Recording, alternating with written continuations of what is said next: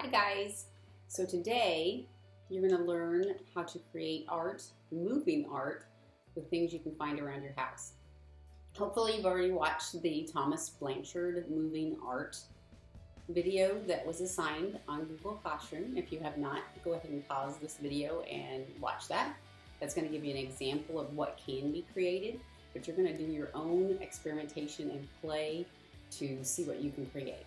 Okay, so the items you're going to need are some newspaper to cover your table, because it could be messy, a plate, doesn't have to be white, could be any plate, okay, some milk, some cooking oil, and some food coloring. Okay, all you're going to do is take your milk, also some old clothes because you might get the food coloring on. You're going to put some milk in your plate, cover the bottom pretty well, so maybe it's about that much milk. Okay, then you're going to take your oil,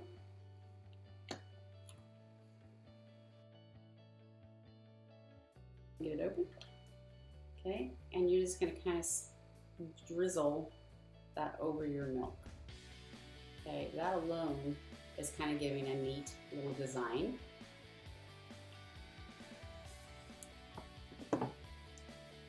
Then you're going to grab your food coloring. You need to think about color theory with this as you put your different colors in. If you put blue and yellow together, you're going to end up with a green. Your reds and your blues are going to make purple. So keep that in mind.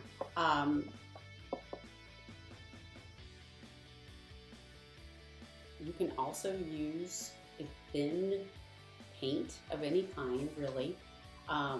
The only thing with that is if you do paint, you might want to have some sort of a dropper to drop into your liquid. You know, an old eyedropper or something like that would work. So then you're just going to take the color and drip it a few times through your plate.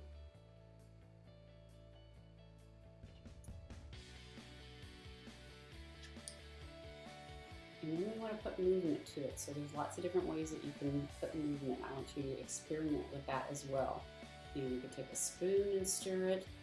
You could blow on it with a straw. All sorts of different things that you can see it's making the solution move. Now, so you're kind of seeing how that works. The next step to this is to actually videotape what you're creating. Okay, we're not so concerned about what you've put in and how you've stirred it. We want to see actually the end result of the colors and the shapes and the textures that you're getting in your solution.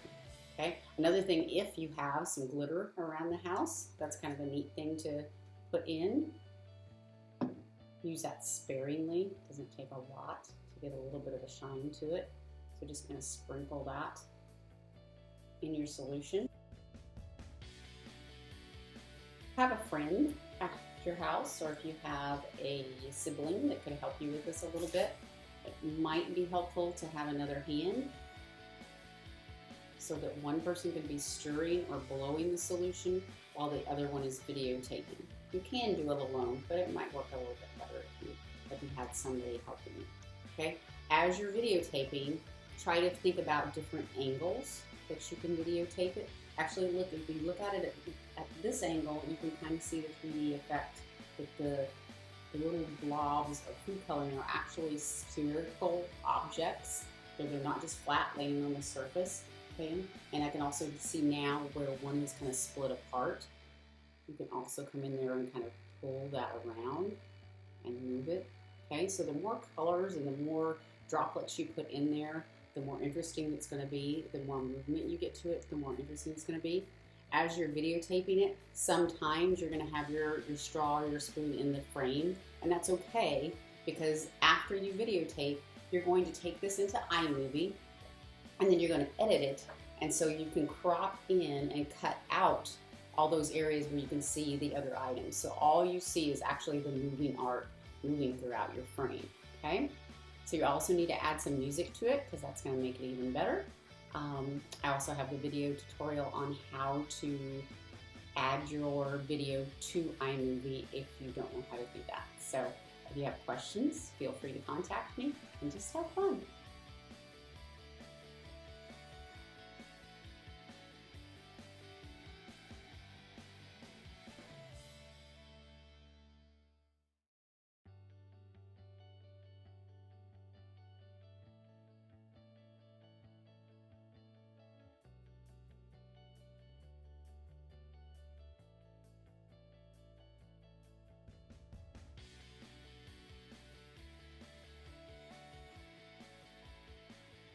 When you're finished with your videotaping, you've made your corrections with your iMovie, you've cropped out the straws and your hands and your spoons that are in the side of your frames, added your music to it, then you're going to upload that to Google Classroom and submit it.